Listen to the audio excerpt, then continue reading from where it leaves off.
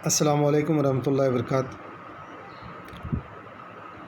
Dear students, آج ہم تاریخ کا پہلا سبق تاریخ نویسی مغربی روایات کا مطالعہ کریں گے۔ بیسیکلی اس سبق میں ہم 4 چیزیں دیکھیں گے۔ پہلا، تاریخ نویسی کی روایات، دوسرا جدید تاریخ نویسی، تیسرا یورپ میں سائنسی نقطہ نظر کا ارتقاء اور تاریخ نویسی، چوتھا اہم مفکرین۔ تاریخ نویسی کی روایات دیکھنے سے پہلے ہم کچھ بات تاریخ پر کر لیتے ہیں۔ ہم جانتے ہیں کہ گزشتہ زمانے میں وقوع پذیر ہونے والے واقعات یہ تاریخ کا حصہ بن جاتے ہیں۔ تو وقوع پذیر ہونے والے واقعات کو بالترتیب مربوط کر کے تفہیم کے مقصد کے تحت تاریخ کی تحقیق، تاریخ نویسی اور تاریخ کا مطالعہ کیا جاتا ہے۔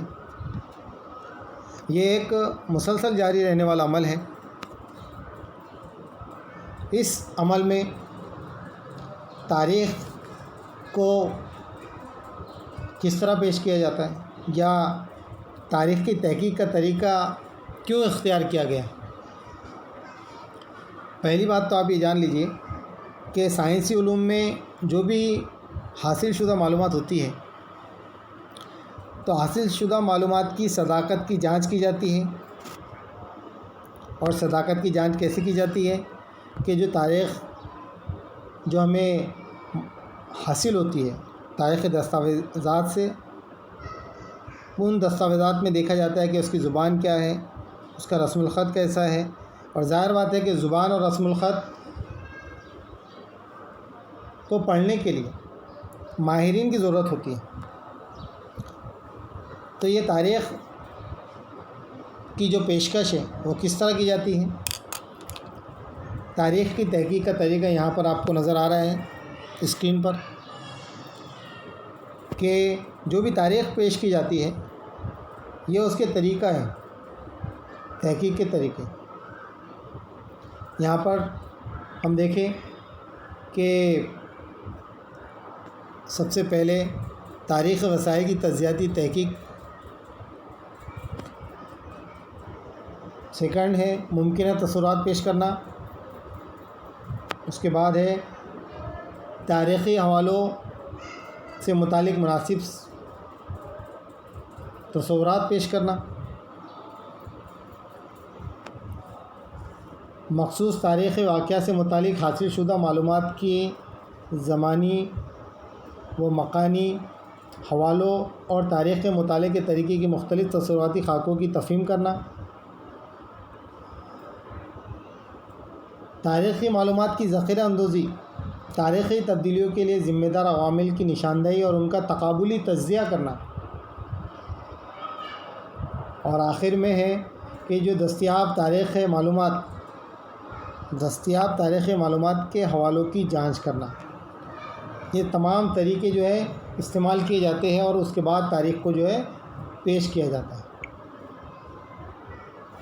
اب ہم آتے ہیں ہمارے اس سبق کے پہلے ٹاپک کی طرف، تاریخ نویسی کی روایت۔ ہم یہ جان چکے تاریخ جو پیش ہوتی ہے اس کی تحقیق کی جاتی ہے۔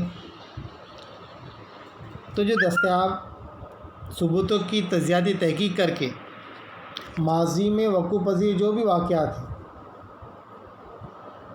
اور کس طرح ان کو پیش کیا جاتا ہے، تو پیشکش کے اس طریقے تحریر کو تاریخ نویسی کہتے ہیں۔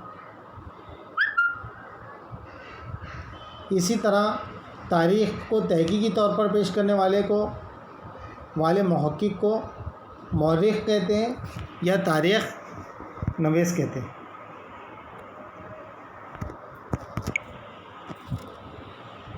تاریخ بیان کرتے وقت ماضی میں وقوع پذیر ہر واقعے کا اندراج کرنا اور اس کی معلومات فراہم کرنا مورخ کے لیے ممکن نہیں،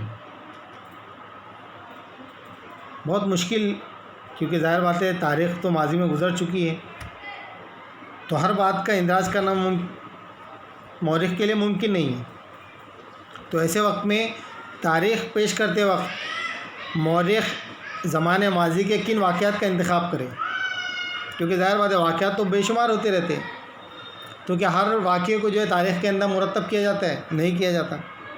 تو یہ ساری چیزیں اس بات پر منحصر ہے کہ اسے یعنی مورخ کو قارئین تک کیا پہنچانا ہے، کون کون سے واقعات کی معلومات قارئین تک پہنچانا ہے. یہ ڈیپینڈ ہوتا ہے مورخ پر. منتخب شدہ واقعات اور ان کے پیشکش کے دوران اختیار کیے گئے نظریاتی زاویہ نگاہ پر مورخ کے طرز تحریر کا تعین ہوتا ہے. اب جو بھی زاویہ نگاہ مورخ کا ہوتا ہے تو ظاہر بات ہے وہ اسی زاویہ نگاہ پر جو ہے وہ تاریخ کو جو ہے تحریر کرتا ہے اور وہ لوگوں کے سامنے جو ہے اس کو پیش کرتا ہے. دنیا بھر کی قدیم تہذیبوں میں اس قسم کی تاریخ نویسی کی روایت موجود نہیں تھی. ہم جانتے ہیں کہ لکھنے اور پڑھنے کا جو معاملہ ہے یا قلم اور کاغذ کا جو معاملہ ہے تو وہ تو ابھی کی ایجاد. پہلے کے زمانوں میں یا قدیم تہذیبوں میں یہ معاملات نہیں تھا، لیکن اس وقت میں جو لوگ رہتے تھے ظاہر بات ہے کہ ان کے ماضی کی معلومات کے بارے میں ان کو بھی تجسس ہوگا، ان کے اندر میں بھی تجسس پایا جاتا ہوگا کہ ہم سے پہلے جو گزر چکا ہے تو وہ کون لوگ گزرے ہیں، انہوں نے کیا کیا ہے. تو ظاہر بات ہے کہ یہ ساری چیزوں کی معلومات کا جو واحد ذریعہ ان کے پاس تھا وہ بزرگوں کے ذریعے سنے گئے آبا و اجداد کی زندگی کے کارنامے، بہادری کے واقعات، وہ اس طرح سے وہ بزرگوں کے ذریعے سنتے تھے. اور قدیم عمارتیں جو ہوتی ہے آثار قدیمہ جسے ہم کہتے ہیں، پرانی عمارتیں یا غار وغیرہ، تو غاروں میں ہم دیکھتے ہیں کہ عام طور پر کنندہ تصاویر ہمیں نظر آتی ہیں، تو اس میں بھی کچھ نہ کچھ واقعہ جو ہے بیان کیا جاتا ہے. اسی طرح ان تصاویر کے ذریعے مذہب کی حفاظت کی جاتی ہے. قصہ گوئی کا معاملہ ہوتا ہے، گیت اور پواڑے گانے کی روایت، یہ دنیا بھر کی تہذیبوں میں انتہائی قدیم زمانے سے رائج ہے. پہلے دور سے اس طرح کے واقعات جو ہے بیان کرنے کا ایک سلسلہ چلا آ رہا ہے کہ ماضی میں کیا ہوا. لوگ جو ہے اس کو الگ الگ انداز میں، کوئی قصہ گوئی کے انداز میں، کوئی گیت کے انداز میں جو ہے وہ لوگوں تک اس کو پہنچاتا ہے اور بتاتا ہے. جدید تاریخ نویسی میں ان روایات جو ماضی میں گزر چکی ہے، جیسے یہاں پر بتایا گیا ہے کہ قصہ گوئی ہے، گیت ہے، پواڑے گانے وغیرہ ہے، یہ تمام جو ہے یہ روایات ہیں. تو ان روایات کا استعمال جدید تاریخ نویسی میں وسائل کے طور پہ کیا جاتا ہے کہ وہ وسائل ہے، یہ وسیلہ ہے، یہ ذریعہ ہے. اب یہاں پر ایک شکل آپ کو نظر آ رہی ہوگی. یہ شکل کس کا ہے؟ یہ ایک فرانس کے لوور عجائب گھر میں ایک قدیم کتبے کا امیج ہے، فوٹو ہے، تصویر ہے.